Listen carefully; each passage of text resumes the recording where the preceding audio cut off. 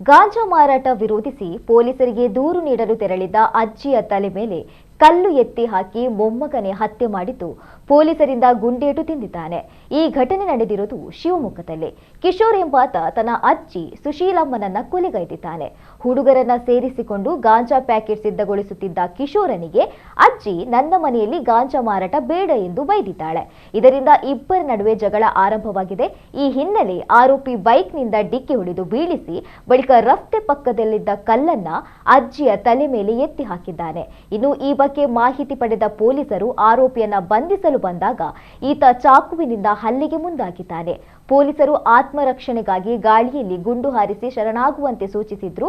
ಆದರೆ ಅದಕ್ಕೆ ಬಗ್ಗದ ಈತನ ಕಾಲಿಗೆ ಪೊಲೀಸರು ಗುಂಡು ಹಾರಿಸಿ ಬಂಧಿಸಿದ್ದಾರೆ.